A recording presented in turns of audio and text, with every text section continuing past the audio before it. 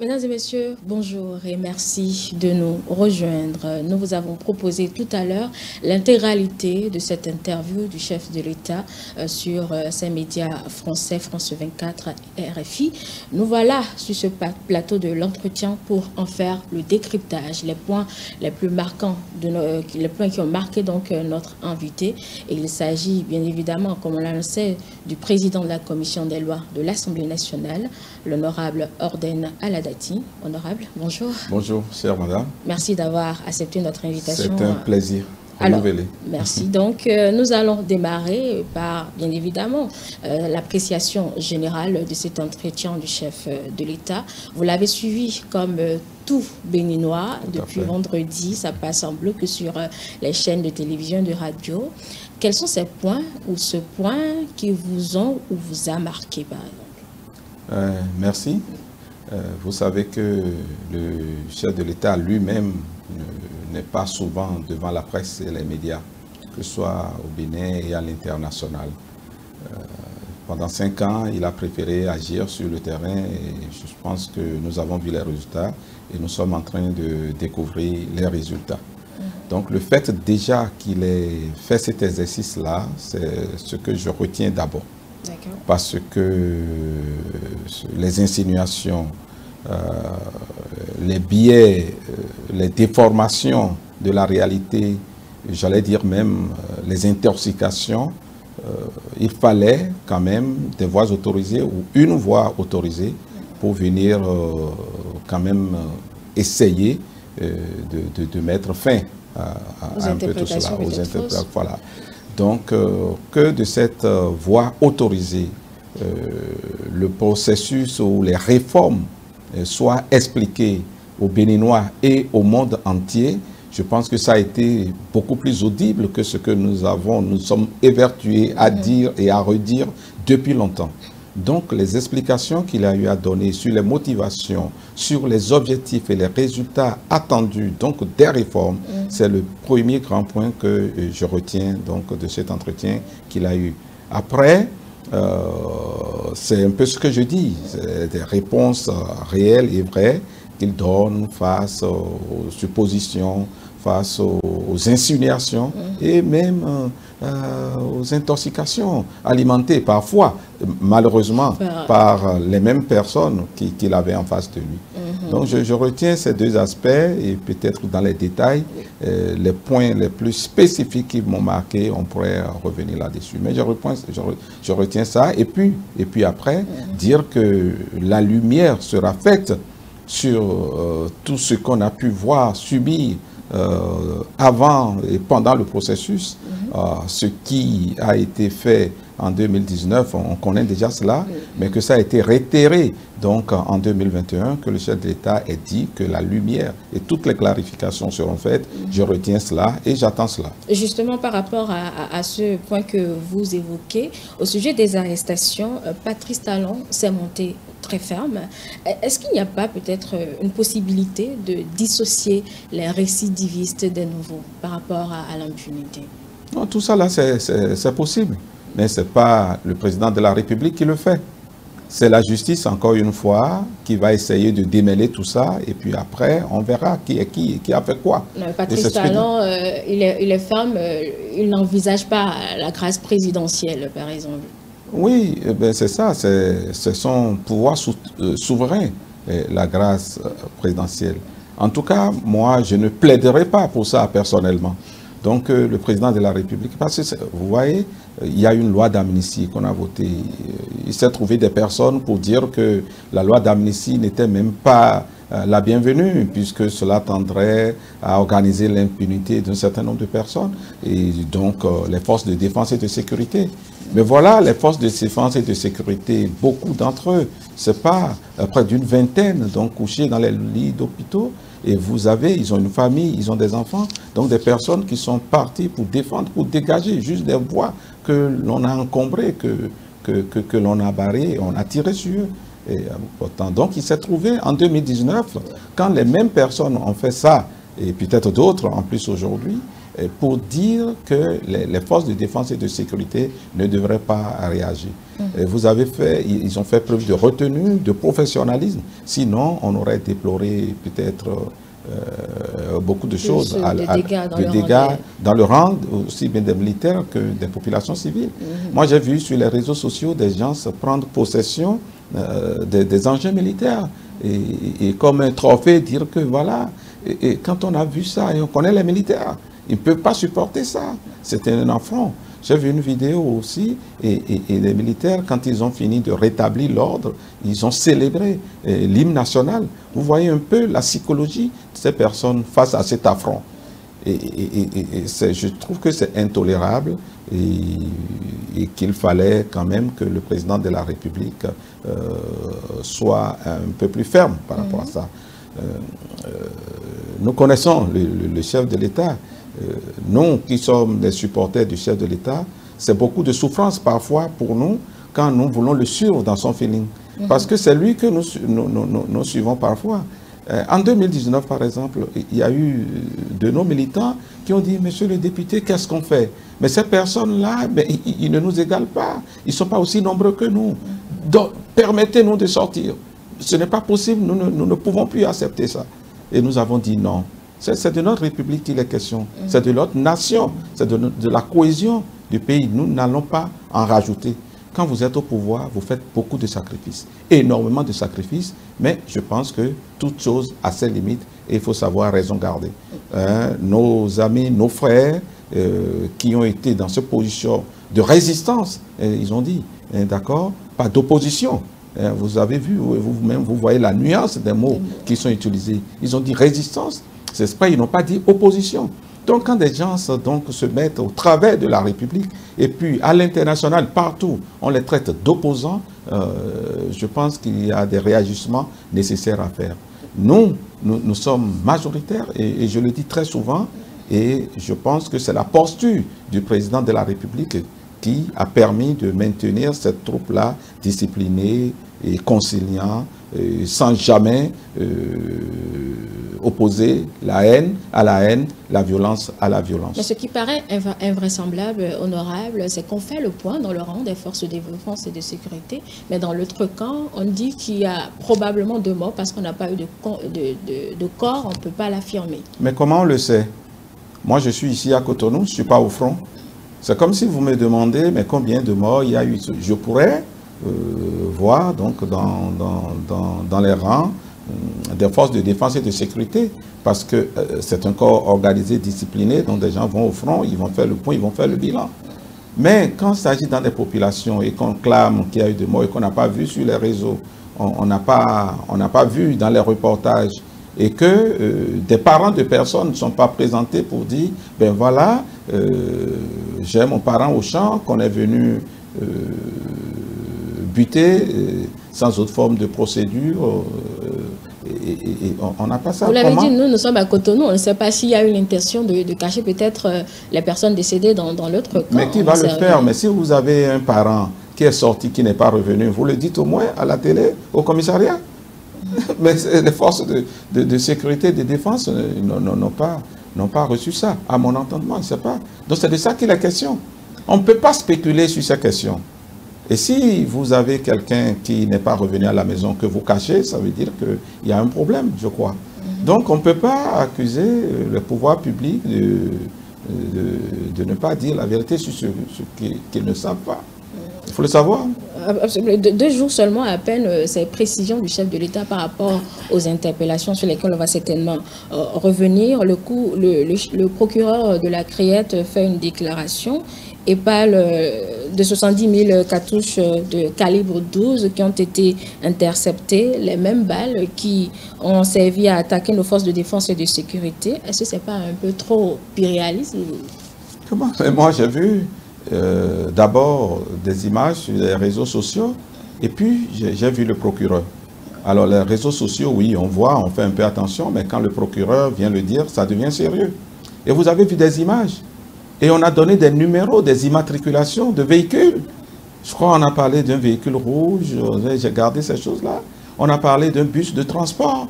Mais ces choses-là, c'est factuel, ça peut être vérifié, ça. Et pour on ne peut pas faire de donc montage. Personne n'a entendu parler avant la sortie du procureur. Même pas avant. Mais si, moi j'ai vu des images circuler sur les réseaux sociaux. Les gens s'en parlaient, qu'il y a eu un accident, il aurait eu des munitions découvertes. Oui, ça a bruité ça là avant que le procureur ne vienne confirmer cela. Peut-être avec votre profil, vous avez accès à certaines informations. Non, pas du tout. Moi, j'ai vu ça au marché public comme ça, hein, sur les forats, dans les discussions et dans les interpellations de nos concitoyens. Et puis après, je n'étais pas au lieu de la conférence de presse ou bien du point de presse du procureur. C'est à travers les réseaux, à travers les amis qui envoient que vous découvrez ces choses-là. À l'heure des réseaux sociaux, il y a beaucoup d'informations que nous avons. Simplement que nous faisons attention pour voir ce qui est vrai par rapport à l'ivraie. Et puis après, quand vous êtes une autorité, vous faites attention à ce que vous voyez de cette affaire. Vous cherchez à voir, à comprendre aussi. Donc selon vous, ce n'est pas fait exprès pour juste confirmer ce que le chef de l'État disait quand il parlait, par exemple, de coups fomentés pour mais vous êtes déstabiliser. Mais vous êtes journaliste, c'est à vous de nous dire que c'est exprès ou pas. Faites une investigation et venez nous démontrer demain que cela, c'est totalement faux. Que vous êtes allé à Bantay, je crois. Il a porté devant la justice, donc on va attendre l'issue pour... Non, ce n'est pas l'affaire portée devant la justice. Dites que le procureur n'a pas raison par rapport à ce fait. Parce qu'il s'agit de ça. On n'est pas dans le fond de l'affaire. Ce que vous dites là, comme question, ça veut dire que, et puis je vais appeler les mots, que ce serait un montage, ce que le procureur serait venu dire. Je ne l'ai pas dit expressément ainsi. Je pose juste une question. Vous posez des questions, moi je dis, d'accord, mais vous êtes journaliste, faites de l'investigation. Venez nous dire et que ce n'est pas vrai, qu'il n'y a pas eu un tel accident, que ces véhicules-là n'existent pas. Et puis voilà, donc on ne va pas spéculer. Ce genre de choses, on les lit sur les réseaux sociaux. Nous avons beaucoup de spéculation. Surtout de la part de ceux qui ont utilisé ces méthodes-là comme système de gouvernement, au fait. Hein, il ne viendrait pas dans la tête du président de la République, et vous l'avez vu depuis 5 ans, de céder à ce genre de montage grotesque. Mais malheureusement, nous en avons eu par le passé ce genre de choses. Ce genre de montage où à main nue, on peut toucher des choses très dangereuses. Et puis, on a connu ce genre de montage. Et donc, quand on a été artisan de ce genre de choses, ou bien qu'on a côtoyé ce genre de montage grotesque, il peut arriver, donc, dans son esprit à soi, de croire que les autres en sont capables. Nous n'avons pas... C'est trop gros pour être même... envisagé, à mon avis. Ce sont les réformes honorables qui nous ont conduit à ces situations compliquées. Le chef de l'État l'a rappelé même durant son entretien. Cela me rappelle par exemple ces propos de l'universitaire Victor Tokpano qui confie à nos confrères il y a toujours des intentions politiques derrière une réforme politique. Est-ce que cela ne justifie peut-être pas déjà le procès qui est fait à la mouvance? Il a dit des intentions politiques, il n'a pas dit des intentions politiciennes et bassement intéressées. Les intentions politiques sont des intentions nobles. Quand vous prenez un texte, c'est parfois pour régler des problèmes politiques. Quand on réforme le système partisan, c'est pour essayer de réparer les biais de notre système partisan, de notre système démocratique. C'est hautement politique.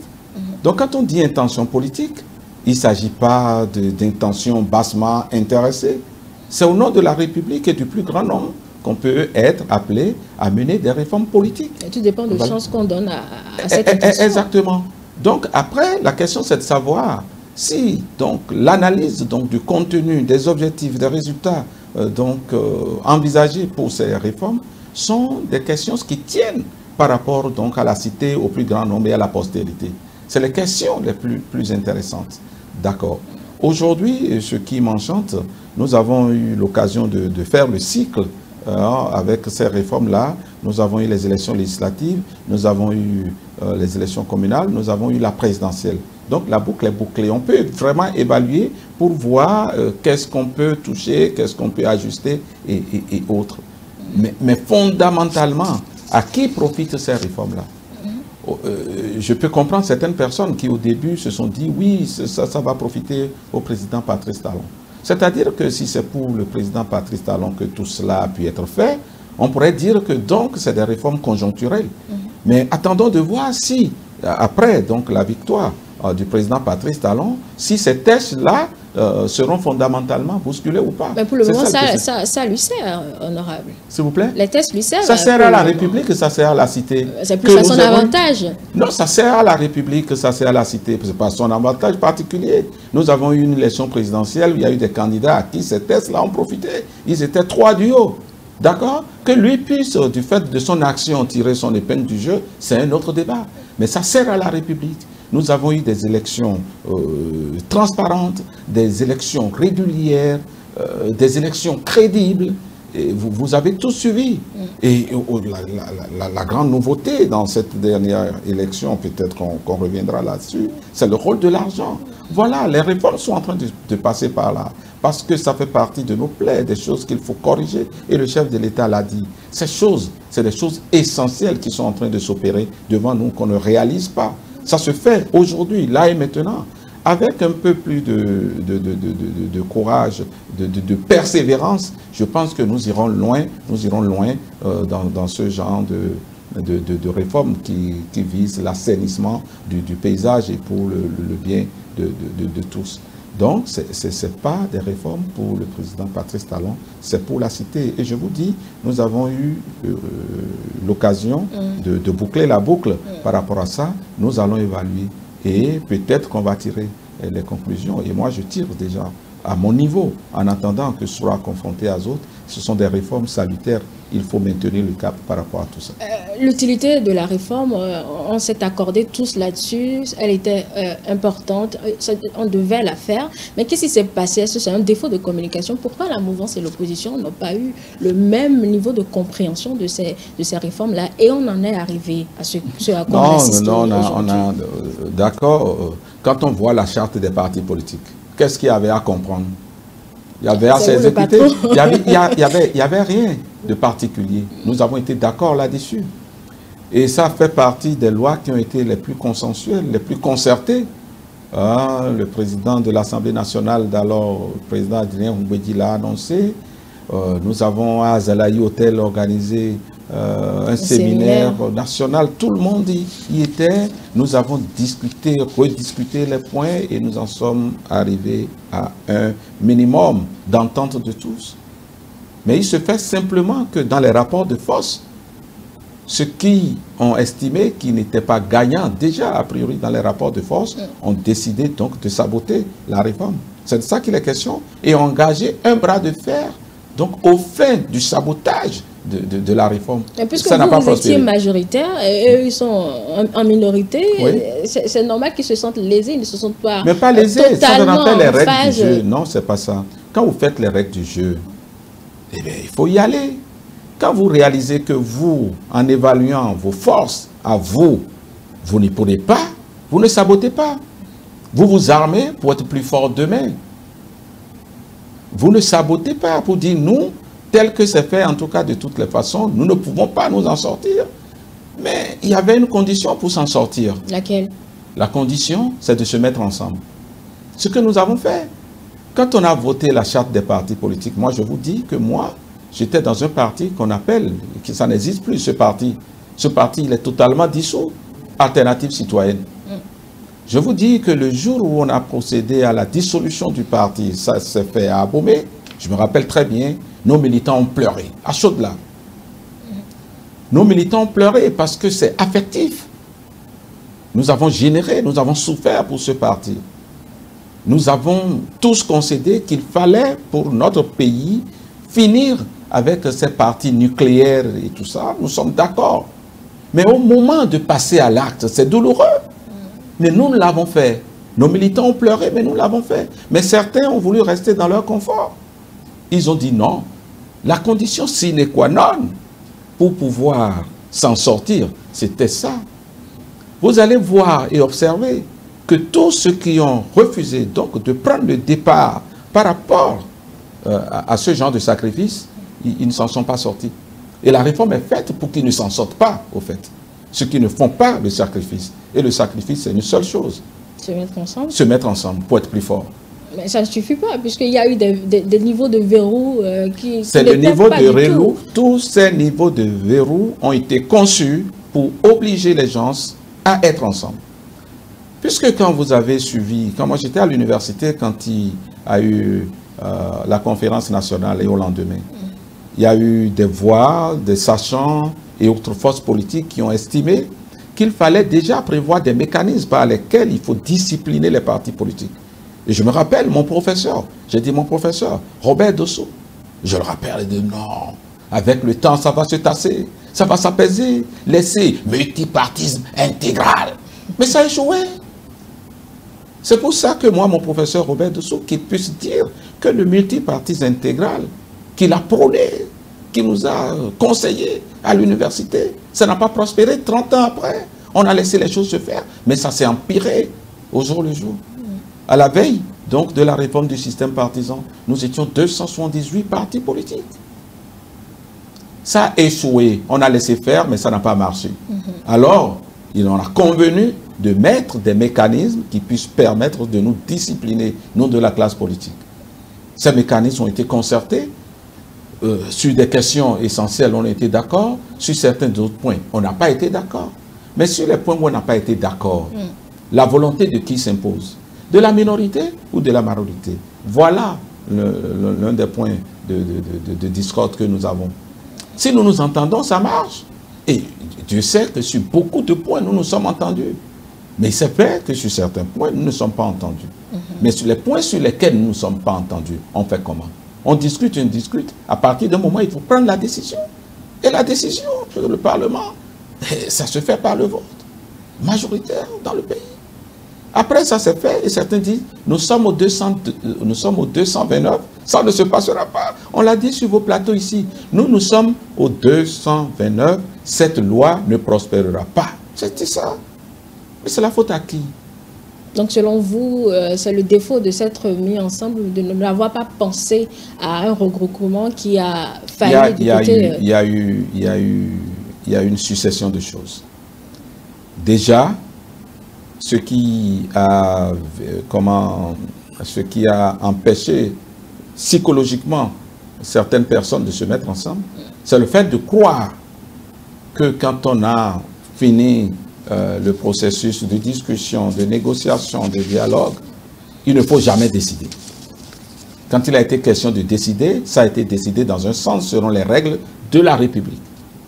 Mais il s'est trouvé des 10 sachants pour mettre la tête dans un certain nombre de personnes que ce qui a été voté unanimement presque au Parlement, 2 abstentions, que ça ne pourra pas être appliqué. Je pense que ce sont ces personnes qui ont fait du tort aux autres. Parce que quand les gens se disent sachants et viennent, et pour vendre ce genre d'illusion, certains malheureusement, des âmes faibles, croient en cela. Deuxièmement, il y a eu l'ego d'un certain nombre de personnes. Au moment où nous, je parle alternative citoyenne, nous avons consenti de dire, demain par rapport à notre pays, il faut aller dans ce sens. Donc nous passons en Conseil national, parce que bon, le Congrès, ce n'est pas évident, en Conseil national, pour dissoudre notre parti et nous mettre en ligne, ensemble avec d'autres, pour créer un grand parti politique. Nous l'avons fait. Au moment où nous l'avons fait, le sacrifice, c'est que moi j'étais secrétaire général de mon parti Alternative Citoyenne. Mais je n'ai pas retrouvé cette position à l'Union progressiste. Donc de peur... Vous êtes quand même à une bonne position. Ça dépend, oui, par rapport à beaucoup d'autres, oui. Mais maintenant, le fait de perdre ce genre de position, oui, je suis président du parti, je suis vice-président, je suis secrétaire général, je suis trésorier après. Certains n'ont pas voulu perdre ce genre d'attribut, de titre et donc de sources de marchandage politique inhérent parfois à cela. Ils n'ont pas voulu le perdre, donc du coup ils ont dit non, nous nous autosuffisons, nous allons le faire. De toutes les façons, vous ne pouvez pas nous dire de nous mettre ensemble. Nous ne voulons pas nous mettre ensemble. Nous n'allons même pas nous conformer parce que vous avez vu tout ça. Et le train, pensant ce temps-là, le train passait et le train allait. le train, ah ben, il faut que le train parte. Supposons un instant que ces partis se sont mis ensemble. Déjà que la FCBE qui aujourd'hui a des maires n'est pas au Parlement, comment ils auraient pu, si on doit parler du parrainage aujourd'hui, c'est vrai que le débat n'est plus là, comment ils auraient pu avoir participé peut-être aux différentes échéances? Non, déjà, vous avez dit FCBE. Ça a été douloureux pour nous de constater malheureusement que les FCBE n'ont pas pu remplir les critères pour aller aux législatives, au fait. Parce que c'est le point de départ à un certain niveau. Hein. Sinon, quand les textes ont été votés, les FCBE ne sont pas mis à la tâche. Ils n'ont même pas pu se mettre à la tâche parce qu'en ce moment, ils disaient que la loi ne doit pas être appliquée, en fait. Parce qu'elle était difficile, c'était un peu brusque, plus ou moins. Écoutez, mais c'est brusque pour tout le monde. Il faut prendre les dispositions. Je vais vous faire, ce n'est pas une confidence. Quand nous étions en train de préparer le congrès constitutif de l'Union progressiste, moi j'y ai participé fortement. Nous avons demandé à tous ceux qui souhaitent être membres fondateurs de l'Union progressiste d'avoir à déposer à notre siège provisoire qui est chez le président Abraham Zizroué, d'avoir à déposer donc dans ce siège provisoire les dossiers de membres fondateurs que l'on connaît. Et seuls ceux dont les dossiers étaient à jour ont été invités au congrès. Parce que nous savions que si nous allions au congrès sans demander aux gens donc d'avoir à déposer leur dossier, au lendemain se mettre à courir toute l'étendue du territoire pour aller rassembler les dossiers afin de la constitution des pièces requises, nous ne pourrions pas. C'est cela, nous avons anticipé. Mais pendant qu'on faisait ça, mais il y a certaines personnes qui étaient sur votre plateau, sur vos plateaux, en train de dire non, nous sommes au 229, cette loi ne passerait pas. Donc à la veille, lorsqu'ils ont vu que malgré tout, ben, la loi était en vigueur et devait être appliquée, ils se sont mis à la tâche, mais malheureusement, je pense qu'il leur a manqué un peu de temps. Ou simplement, vous leur avez, comme on le dit chez nous, damé le pion à l'avantage. Ça dépend. Je pense que le ministère de l'Intérieur et le ministère de l'Intérieur qui a toujours, certains ont cru même dans la réforme, que le fait pour le ministère de l'Intérieur d'avoir délivré les récépissés et autres était une innovation de la réforme. Mais non, mais pas du tout. C'est le ministère de l'Intérieur qui l'a toujours fait. Simplement que ce n'était pas très bien fait. Hein? Par exemple, nous, on a été surpris quand le ministère de l'Intérieur a rejeté beaucoup de nos dossiers. Parce que, quoi, nous faisons dans la complaisance et dans la légèreté. Vous êtes à Cotonou, député de Cotonou et autres. Vous voulez déposer votre dossier de membre fondateur, mais puisque vous êtes né à Abomey et consort, un week-end vous êtes à Abomey, vous passez chez le délégué du quartier et vous prenez votre certificat de résidence. D'accord? À Cotonou, vous êtes de Cotonou, mais dans votre dossier, vous donnez un certificat de résidence d'Abomey. Le ministère de l'Intérieur a dit non, on ne peut pas. Ces choses, personne ne les a contrôlées par le passé. Personne. Pour une fois, on dit non, il faut appliquer nos tests, il faut contrôler, ils l'ont fait. Ça s'est révélé, on nous a fait une notation d'une 30aine de pages. Et nous sommes mis en œuvre, et pour sur tous ces dossiers. Voilà, on dit non, vous êtes ici et c'est le maire d'un autre qui a signé, qu'on sort ces choses-là. C'était plein dans les dossiers. On a corrigé tout ça. Donc ça a été pour tout le monde. Donc personne n'a verrouillé pour des gens particuliers. Ça a été les mêmes règles pour tous. Et puis moi, ça m'a fait mal, hein, puisque dans les réformes, on fait des spéculations. Et j'ai dit sur vos plateaux ici qu'au moment où l'on faisait des réformes, je vous ai dit, moi j'étais alternative citoyenne. Mais le parti, à mon avis, le plus implanté dans le pays en ce moment, parmi ces partis, on pouvait citer les FCBE.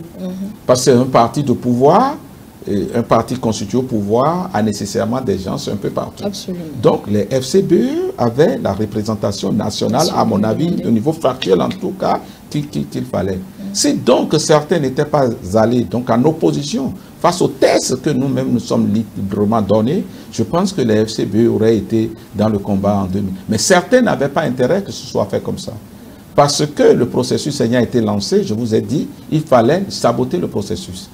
Et certains directeurs de conscience, parce que nous étions au Parlement à la 7e législature, et nous, on se parle, on s'écoute.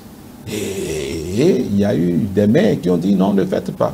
Pourquoi? Non, n'allez pas. N'acceptez pas ça.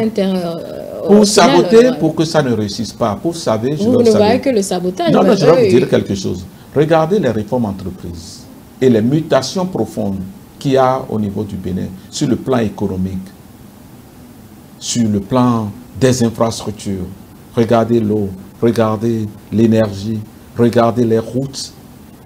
Si la stratégie a été, par des discours, de brouiller tout ça dans l'opinion, pour ne pas montrer que celui qui est venu en 2016, puisse en un laps de temps, puisse être en train de faire ses prouesses.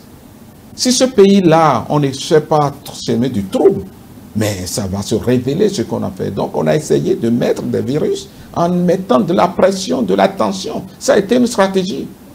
Malheureusement, qui est à son aboutissement, là, c'est terminé.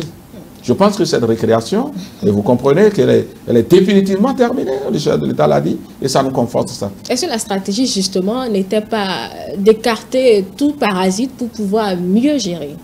Non, nous sommes en compétition politique, et ce n'est pas bon pour la démocratie qu'on ait... Mais attends, on ne pouvait pas envisager qu'il n'y ait pas d'opposants au Parlement. Mais cela dit, nous sommes dans une compétition, qu'est-ce qu'on fait? Quand le ministère de l'Intérieur étudie les dossiers et que des dossiers ont des biais et que ne sont pas, on va dire, ah oui, parce que c'est ce que certains ont espéré au fait.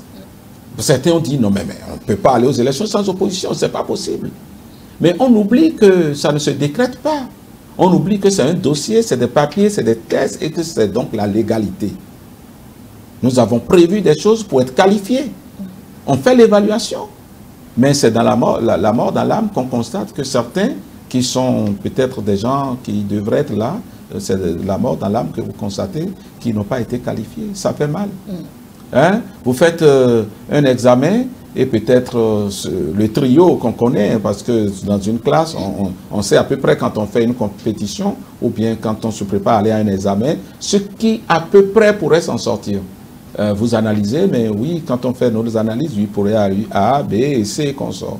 Mais malheureusement, pour la présentation des dossiers, vous remarquez peut-être que telle personne n'a pas pu avoir sa pièce d'identité parce que ça s'est perdu le lendemain. Et puis, bon, tout le monde se désole.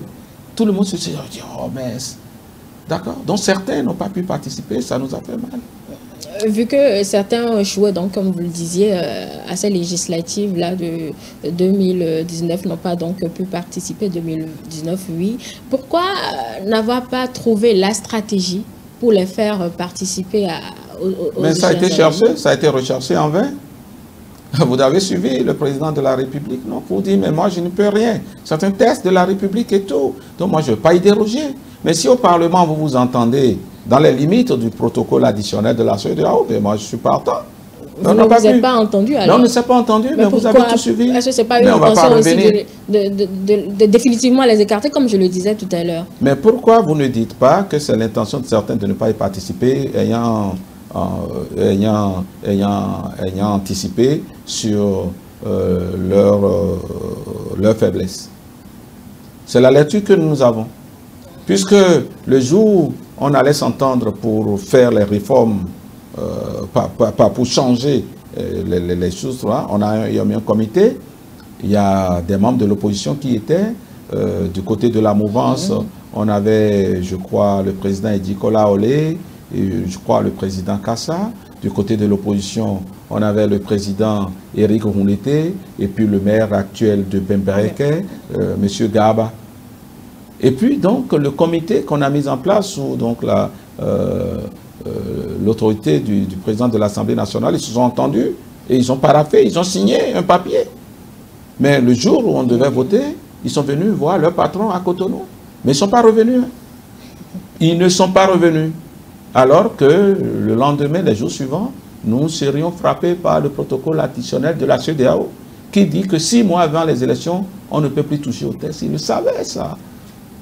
Ils le savaient. Nous, on a vu des gens qui ont dit, bon, espère, nous avons mis des virus pour rendre. Vous avez suivi, c'est sur vos plateaux. Mais pourquoi vous dites, nous, quelle faute nous avons commise, nous, en nous en nous conformant aux textes de la République. Donc, puisque malheureusement, il y a eu des violences mais attendez, il y a des les édifices publics ont été saccagés. Mais c'est la faute de qui, madame? Écoutez, en 2011, 2010-2011, moi, je n'étais pas d'accord avec la manière dont la mise en place de la LEPI, liste électorale, a été conduite. Nous l'avons fait savoir. ONG et consorts impliqués donc dans la réalisation de la LEPI, nous l'avons dit. Nous avons été reçus 3-4 fois par le président Yaya Boni qui dit « Laissez tomber au nom de la République, on va corriger ». Mais on y a cru. Le président Yaya Boni n'a pas corrigé. Je me rappelle, moi, j'étais au carrefour Ménotin, c'était au carrefour de Bénin-Marché, pour une marche pour dire non, il faut corriger la LEPI. Et il y a une des responsables, de mes co-responsables, qui est montée sur le terre-plein central pour dire « Ah bah, je dis non, nous ne sommes pas venus pour ça, madame. Nous voulons la LEPI. » Pas de « Ah bah, nous voulons la LEPI. » C'est ce que nous avons été en tant qu'opposants. Allez demander à certains amis, que je ne vais pas nommer ici, avec qui nous étions dans la liste, mais qui sont dans la résistance aujourd'hui. Lorsqu'il a été question, donc, avant 2011, de marcher, quand des gens sont proposés qu'on puisse marcher sur la place du souvenir, je fais partie de ceux qui ont dit, nous n'allons pas marcher sur la place du souvenir. Parce qu'en marchant sur la place du souvenir, vous êtes à proximité de la présidence. Et le pouvoir politique va prétester de cela pour vous gazer et pour tirer sur vous. Ce que nous avons envie de montrer, c'est que nous sommes fâchés, nous ne sommes pas contents. Nous le faisons loin de la présidence pour que le président de la République, lui, de son mirador, il puisse voir que son peuple est fâché. C'est ça l'objectif des manifestations. L'objectif des manifestations n'est pas de dire « nous allons lui prendre le pouvoir ». Vous avez vu en mai 2019 où des badauds ont dit « oui, maintenant là, nous avons brûlé le ministère de la fonction publique, allons tous à la présidence ». Vous avez suivi ça, vous avez vu ça. Quel pouvoir laisse ça? Vous avez vu ceux qui nous donnent des leçons quand les gens sont envahis le Capitole? C'est la garde nationale qui est sortie, la garde nationale. Et vous avez vu les armes qu'ils avaient en main? Ce n'étaient pas des matraques. Ceux qui nous surveillent, c'est ça qu'ils ont fait. Donc, ne nous posez pas de questions sur donc ce que certains auraient dû faire qu'ils n'ont pas fait. Demandez-le leur. L'autre idée de la réforme du système partisan, honorable, vous l'avez dit, c'est les grands rassemblements. Mais on constate toujours des démissions. La dernière en date, c'est celle de votre collègue, le ministre du Tourisme et de la Culture. Est-ce qu'il n'y a pas aussi quelques, je vais dire, manques de vices qui ont été mal vissés, des vices qui ont été mal vissés? Il n'y aura rien à faire pour conditionner les libertés individuelles. Si demain, moi, je ne me sens plus à l'aise par rapport à mes convictions, à ma pensée, sur la l'UP, je pourrais démissionner. Je ne le ferai pas, hein, ce n'est pas d'actualité. Pour aller où? Non, mais on peut même démissionner et sortir de la politique par conviction, par convenance personnelle. Mais si on n'en est pas là, on peut toujours créer encore peut-être son mouvement ou son parti. On peut créer son parti, je préfère dire parti, parce que la vie politique est organisée par les partis politiques. Je pourrais dire parti. Mais il faut faire les formalités d'abord. Ça fait 15 personnes par commune et tout ça là, il faut pouvoir le faire. Mais alors, s'assurer après, quand aux élections, des 15%. Finalement, là, il y a une petite faille. Non, il n'y a pas de faille. Il n'y a pas de faille. Ce sont les libertés. Vous ne pouvez pas contraindre les personnes à rester. Non, ce n'est pas vrai. Vous ne pouvez pas. Mais ce qu'on peut faire, c'est comment on fait pour contenir la transhumance. Dans les réformes, par contre, personnellement, je ne suis pas encore satisfait des mécanismes que nous avons trouvés. Parce qu'il a semblé que nous sommes opposés des contraintes constitutionnelles pour ne pas aller plus loin de ce que nous avons fait. Donc vous pensez encore à retoucher Nous ne pensons pas, mais c'est des lois, non? Je vous ai dit en l'entame que nous venons de boucler la boucle. On va évaluer, non? Il peut y avoir des retouches. Ce que nous reprochons, c'est pas... On peut se performer. L'opposition peut participer pour dire ceci. Mais c'est le fait de dire jamais nous ne le ferons pas. Mais pour le moment, l'opposition n'y est pas. Donc ce sera encore vous qui allez toucher avec toutes les... S'il vous plaît. C'est vous qui allez encore retoucher aux lois. Je n'ai pas dit, mais si ça s'impose, on le fera. Pourquoi pas? Nous sommes les élus du peuple et nous avons un mandat. Et pendant le mandat, nous allons faire ce qu'il faut pour que ce pays se développe. L'essentiel, c'est que ce ne soit pas des choses que l'on fait pour nos intérêts égoïstes. Si c'est pour le peuple, c'est ça qui permet à la démocratie de s'enraciner, donc de s'éclore, nous allons le faire. À chaque fois que ce serait nécessaire, nous allons le faire. Parlons à présent des interpellations honorables à la Dati. On a vu Joël Aïvo qui est actuellement en prison, Ricky Amadougou, pareil, et d'autres personnalités dont je ne veux forcément pas citer les noms ici. On a demandé au chef de l'État, par exemple, si Yahya Boni est dans son viseur. Il a dit s'il s'avérait qu'il se retrouve impliqué, il allait répondre de ses actions. Est-ce réellement répondre de ces actions où effectivement Yahya Boni est dans le viseur du chef de l'État? Vous voulez que moi je vienne contredire ce que le chef de l'État a dit? Je suis venu pour analyser ce que le chef d'État a dit. Le chef d'État a dit à la face du monde, mais pourquoi Yahya Boni serait dans son viseur? De façon particulière. Le président de la République est président de la République de tout le monde, président de Yahya Boni. Pourquoi il prendrait Yahya Boni dans son viseur de façon particulière? Mais non. Mais il a dit quelque chose qui m'a intéressé moi personnellement. C'est-à-dire que si les enquêtes révèlent que le président, enfin pas dire Yahya Boni, monsieur Yahya Boni, ancien président de la République, se trouverait mêlé de près ou de loin, qu'il en répondra. Et il faudrait que les Béninois se disent ça. Moi j'ai vu en France le président Sarkozy condamné. Mais ce président Sarkozy était quand même un candidat potentiel contre Macron. Personne dans scène est mieux pour dire oui, le président Macron est en train d'écarter. Encore que le président, l'ancien président Yahya Boni, qu'est-ce qu'il a? Il ne peut plus être président de la République au Bénin. En quoi on pourrait le calculer? Non, je pense que... Parce qu'on trouve qu'il gêne peut-être. Non, mais gêner, il y en a un qui insulte. Le problème, si vous gênez et que vous n'attentez pas contre la République, il n'y a pas de souci. Mais si vous gênez et que ce n'est pas par la pensée et que c'est par des actes de terrorisme, parce que certains, quand on dit terrorisme, ils crient, mais le code pénal est précis. D'accord? Ils crient, le code pénal est précis, à définir ce que nous appelons au Bénin terrorisme. Donc si vous êtes convaincu de ces actes-là, vous allez en répondre, qui que vous soyez. Il y a certains qui vont très loin.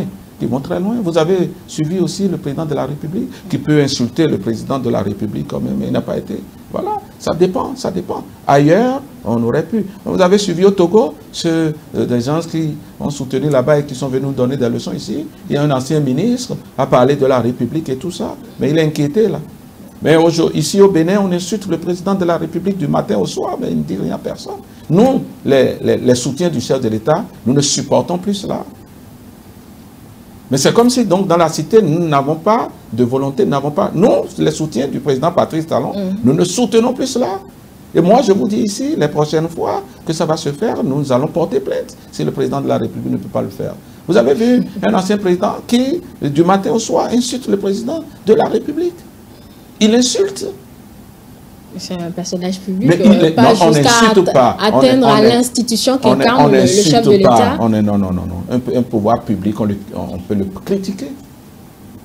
C'est peut-être la critique que vous interprétez. Ce n'est pas moi qui interprète. Je ne veux pas reprendre ces paroles ici, parce que c'est des paroles indignes de votre plateau. Mais vous avez suivi ça. On ne peut pas tolérer ça. Et je pense que la récréation devrait finir aussi de ce point de vue-là. Mais déjà qu'on n'a pas encore atteint cette maturité, les interpellations de Madougou et Aïvo. Quelle maturité? On crie, j'y viens, on crie à la libération parce qu'on estime qu'au vu des têtes des intéressés, on ne peut pas les tasser de terroristes et tout. On va peut-être retrouver, ça c'est moi qui caricature ainsi, Yahya Boni devant la justice. Déjà qu'on n'a pas atteint cette... Ne spéculons pas, personne n'a dit ça. Maturité-là. Est-ce qu'on ne craint pas encore d'autres histoires? Non, vous savez, l'essentiel, c'est que la justice fasse son travail et quand il sera établi que quelqu'un est mêlé, qu'on puisse avoir les éléments factuels qui permettent de le dire. C'est tout. On ne va pas, parce qu'on va craindre, les narcotrafiquants, c'est difficile de les prendre, hein? Parce que les autres, ils entretiennent leur milieu, les trucs, tout ça, ça a été toujours difficile. Mais parce qu'on craint que donc ceux à qui ces personnes ont toujours fait des biens puissent se dire, ne sont pas contents, ne sont pas d'accord, est-ce qu'il ne faut pas les poursuivre, les narcotrafiquants? Il faut le faire malgré cela. Donc, quelqu'un qui est donc en contradiction donc avec les textes de la République, la loi, il faut qu'il en réponde. Ne pas le faire serait organiser une République donc d'impunité et de poids de mesure. Ce n'est pas bien pour la cité. Il faut que chacun puisse répondre de ces faits. Hein? Avant l'arrivée du président Patrice Talon au pouvoir, il y a plein de personnes, de personnalités publiques qui se sont retrouvées en prison. Hein? L'ambassadeur Adovel Andé, c'est le jour de Noël hein, qu'on l'a incarcéré ici. Hein? Il y a quelques partisans qui ont gesticulé, mais rien n'y fit. Mais quand vous avez cité ces personnes-là, il y a des personnalités plus représentatives au Bénin qui sont en prison. Hein? Okay. Mais vous n'en parlez pas. Oui, mais c'est à peine que vous l'avez remarqué, puisque vous n'en parlez pas.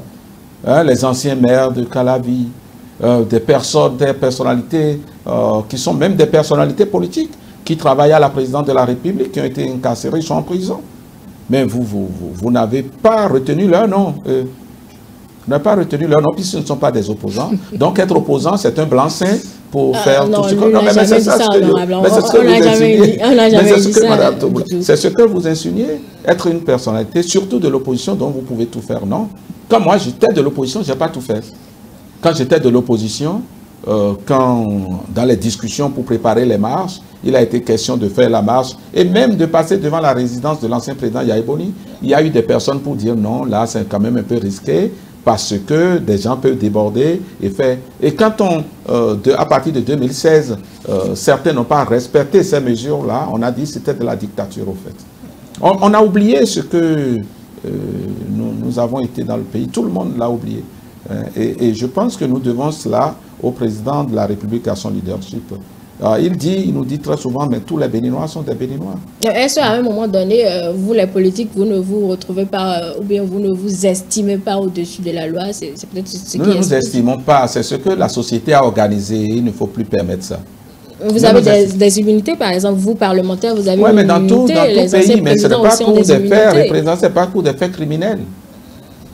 L'immunité du parlementaire, c'est pour ce que l'on dit et ce que nous défendons dans l'exercice de nos fonctions. Ce n'est pas pour les faits criminels. Hein. Vous êtes député, vous commettez un acte criminel, on va vous prendre tout de suite.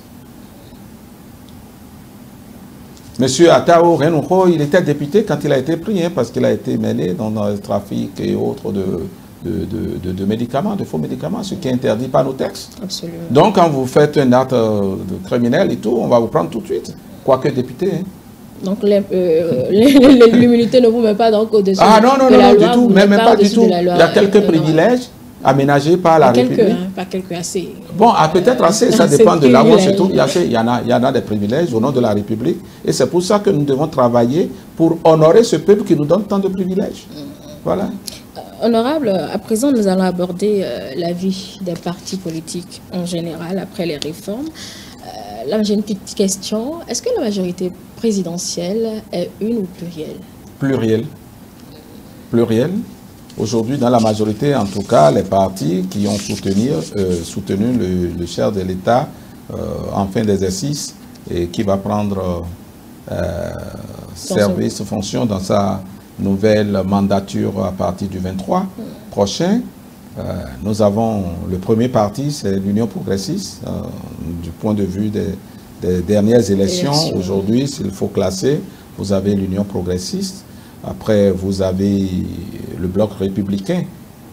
Et bon, après, on va dire sur quelle base vous vous fondez, mais je dirais le PRD, je dirais l'UDBN et je dirais Moël Bénin, qui sont 5 partis régulièrement constitués au Bénin qui soutiennent le chef de l'État. Chacun de ces partis a sa ligne politique. Nous, par exemple, nous sommes progressistes, la social-démocratie. Écoutez, donc, le Bloc républicain, il se réclame libéral. Après, bon, on va interroger les autres dans leur ligne idéologique. C'est déjà ça. Après, nous n'avons pas les mêmes instances de direction.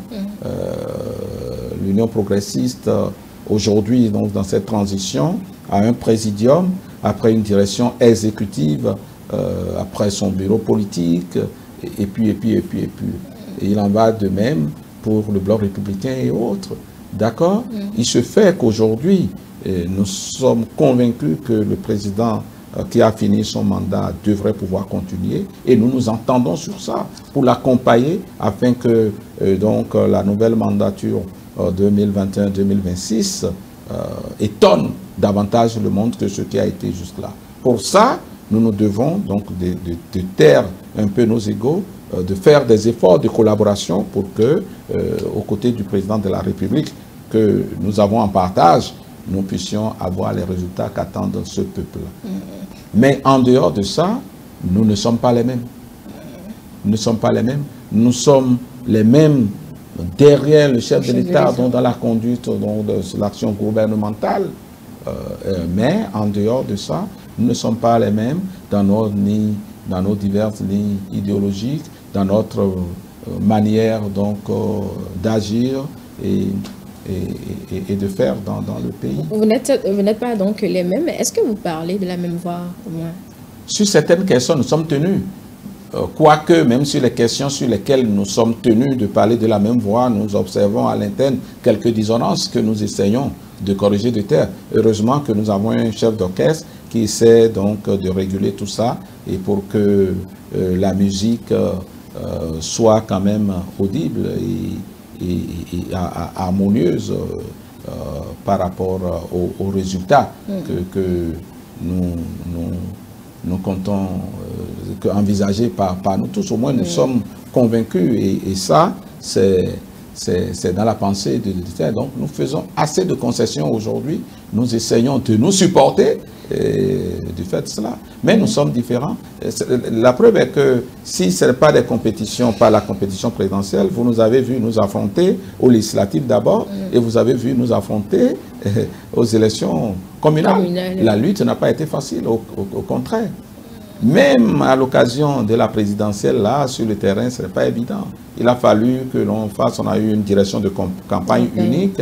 Nous avons même monté des cadres de concertation au niveau communal.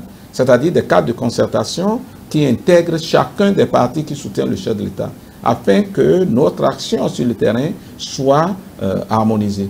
Il ne sert à rien que moi, UP, je vienne organiser un meeting dans vos locaux ici et qu'à côté, Moël Bénin, le BR sont en train de faire pour les mêmes publics et consorts.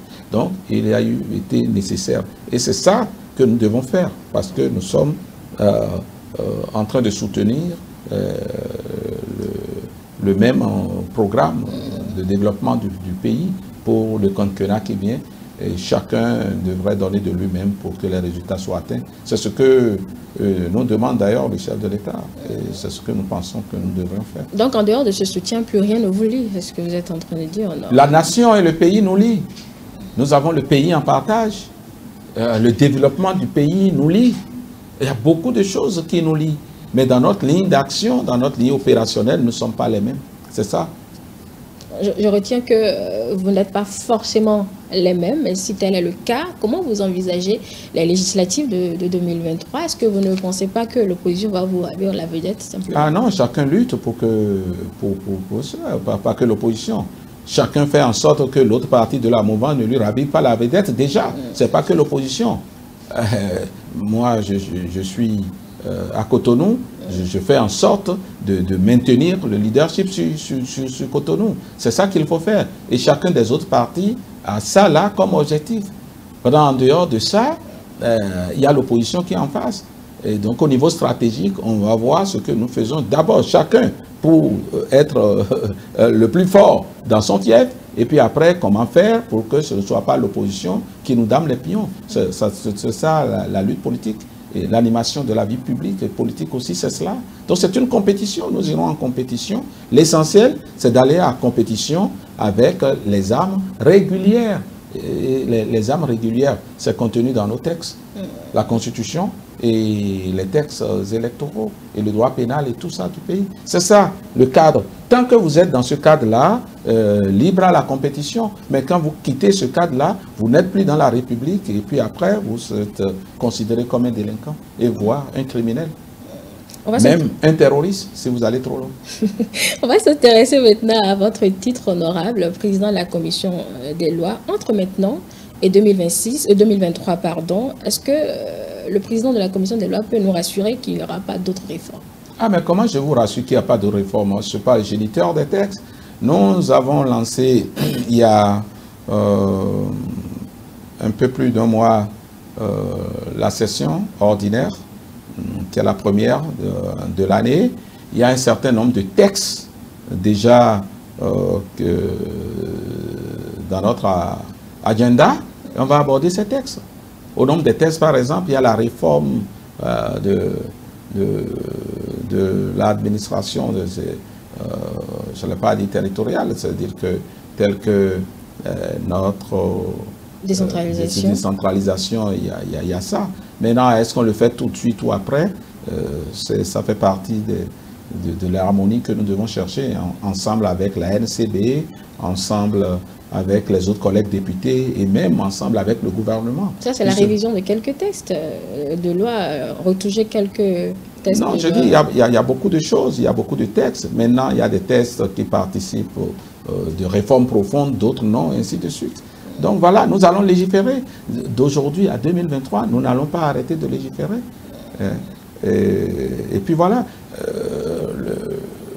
déjà dans les textes qui sont adoptés, qui sont en vigueur, vous savez que la Sénat a été réformée. La Sénat qui a gouverné les dernières élections, la dernière élection présidentielle.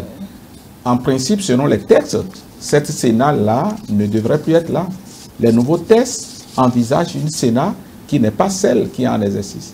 Mais simplement dans les dispositions transitoires, on a estimé que la Sénat, donc telle qu'elle est, conduit la présidentielle. Et puis après, un nouveau conseil électoral sera mis en place. Après, un directeur général des élections. C'est la réforme. Après, les gens vont croire que c'est... Mais c'est déjà les textes qui l'ont consacré. Vous savez, par exemple, qu'au niveau de la liste électorale permanente informatisée, le cycle est terminé. Nous avons bouclé les 10 ans. Et puis après, on ne parlera plus de l'EPI. D'accord? Tel qu'on va faire là, c'est déjà... la liste sera tirée du RAVIP. Sous l'autorité de l'ANIP et autres. Donc voilà, ces questions-là, ça sera mis en œuvre durant le prochain quinquennat. Ce sont des réformes profondes, soit qui ont été déjà prévues, mais qui n'ont pas été mises en œuvre, qui le seront, et peut-être d'autres à venir, j'ai dit peut-être, puisque ce n'est pas le président de la commission des lois qui détermine ce qui a fait l'agenda du Parlement, non. C'est-à-dire que les propositions, les projets parviennent au Parlement, et le président du Parlement a fait à la commission ce qui lui sied, et il lui convient d'affecter à la commission ce que nous étudions et nous donnons des indications à la plénière. Et la plénière est libre de suivre ces indications ou non. La plénière, elle est souveraine. Absolument. Puisque 2023, c'est la date de la prochaine élection, précisément l'élection législative, on parlera encore certainement de l'opposition, mais ma question sera précise sur le dialogue. Est-ce qu'un dialogue n'est pas mieux qu'un bon procès honorable? Non, pas de... Ça dépend. Ça des procès, ça dépend. Si quelqu'un commet des actes intentatoires à la République, ça c'est un procès. On ne peut pas faire ça et dire non, c'est un procès. Donc dans une République normale. D'accord. Ben, nous sommes dans une République normale. Et vous avez dit 2023 et vous estimez qu'il faut toucher aux choses. Ben, on va en discuter, on verra. Nous sommes au Parlement, d'accord? Mais moi, je pense que ma conviction, c'est qu'il faut qu'on continue avec les réformes. Ce que vous dites, un parti qui n'est pas sûr d'avoir 10%, par exemple, que ce parti ne s'arc-boute pas, que ce parti ne s'entête pas, que ce parti, donc, aille vers d'autres, que ce parti fédère, donc, son potentiel avec d'autres, pour espérer être en phase avec les textes de la République.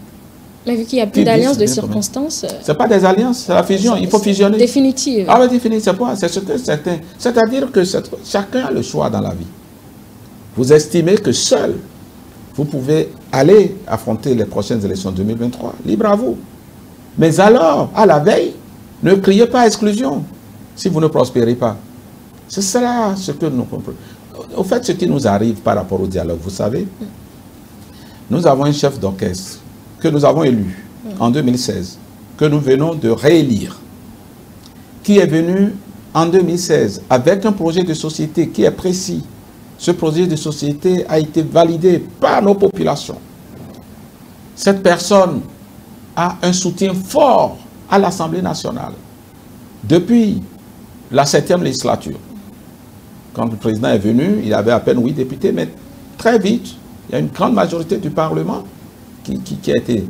Et vous savez, la première révision de la Constitution qui a été rejetée, c'est 20 et quelques personnes. Donc il y en a eu 60 et quelques qui ont fait le BMP. Donc déjà, c'est une majorité confortable pour faire passer. Ce n'est même pas nécessaire d'exclure même les autres. Puisqu'au Parlement, c'est la majorité qui décide.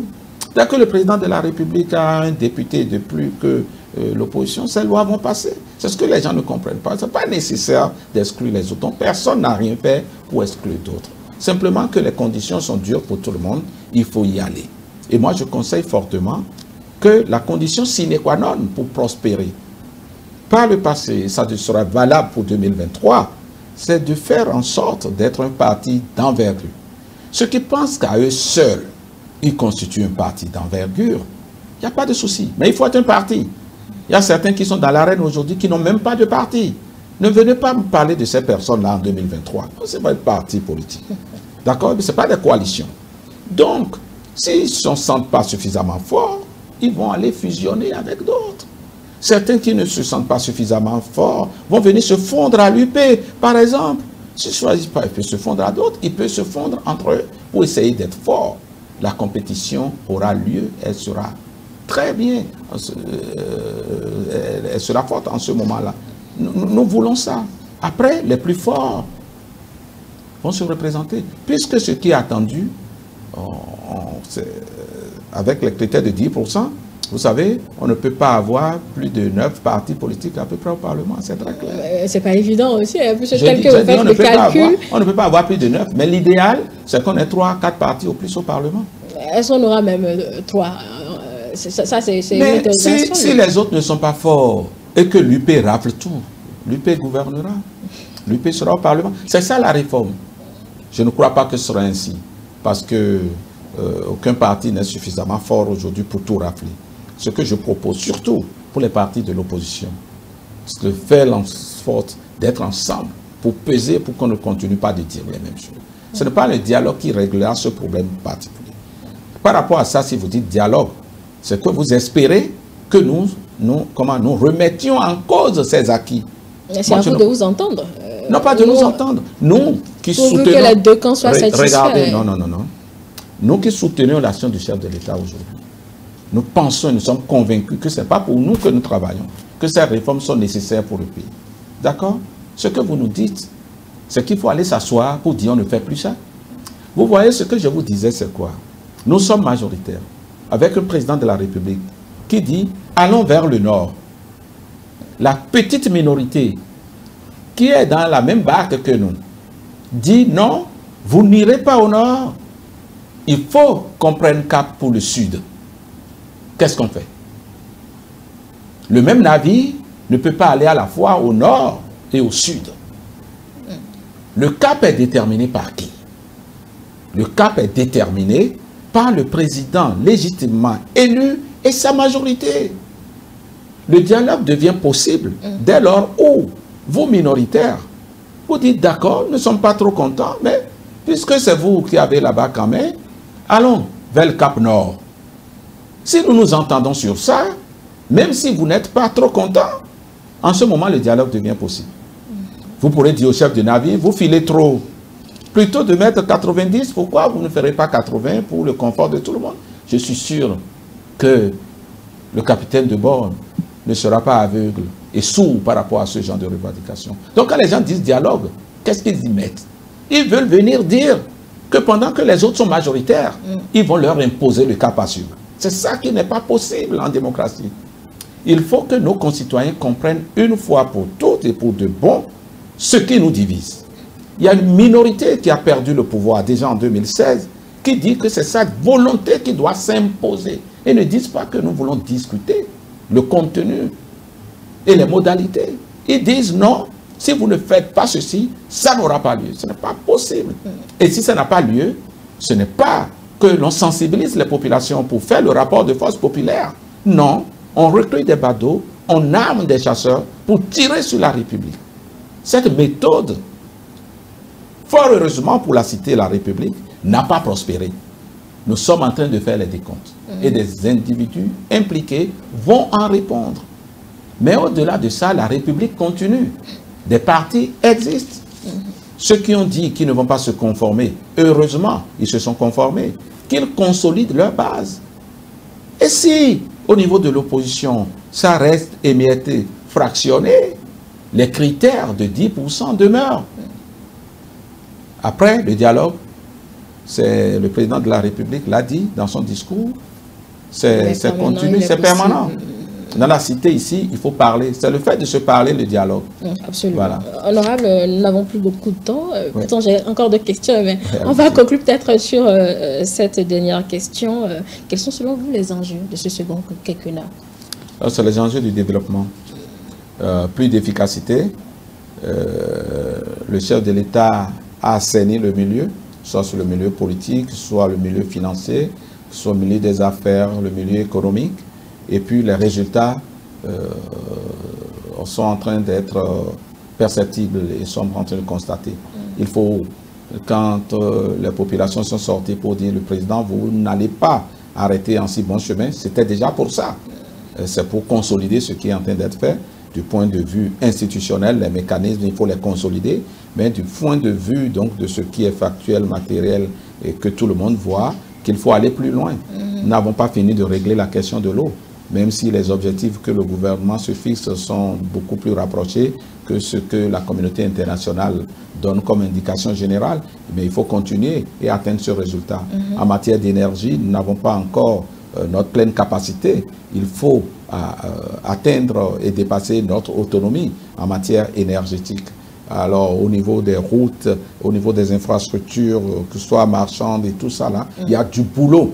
Les chantiers ensemencés, entamés, qui ne sont pas achevés, il faut les achever. Il y a d'autres chantiers qui ne sont pas. Et surtout, maintenir les réformes structurelles. C'est ce que le président Patrice Talon a fait de formidable et que moi je soutiens. Les routes et autres, c'est très bien, mais si l'édifice, la bâtisse, donc sa fondation n'est pas solide, tout cela peut ne pas durer dans le temps. C'est pourquoi il faut qu'on maintienne le cap par rapport à la fondation qui est mise. Il faut le consolider dans ce quinquennat. Il faut que la fondation qui sera mise permette à ces réformes-là de durer dans le temps. Et puis qu'on fasse preuve de la même rigueur qu'on a eu à faire. C'est dur pour chacun. Au fait, ce qui se passe aussi dans le pays, c'est que les soutiens du président de la République comprennent et soutiennent, même quand c'est dur. Mais ceux qui ne sont pas proches disent non, ça ne peut pas se faire. C'est déjà les proches du président Patrice Talon qui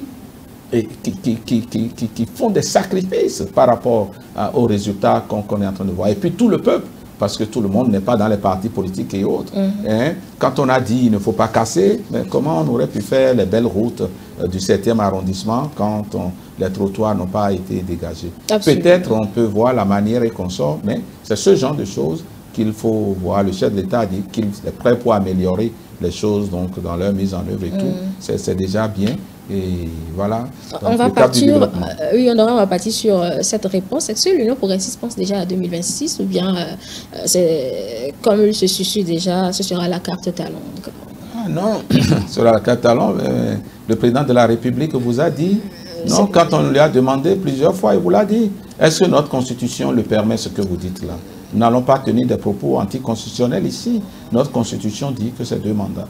Et c'est la constitution en vigueur du Bénin dit nul de sa vie ne peut faire plus de 2 mandats. On ne va pas commencer avec ces supputations. La carte donc, nous sommes donc dans l'action de 2021-2026 pour consolider les acquis avec comme capitaine de bord le président Patrice Talon.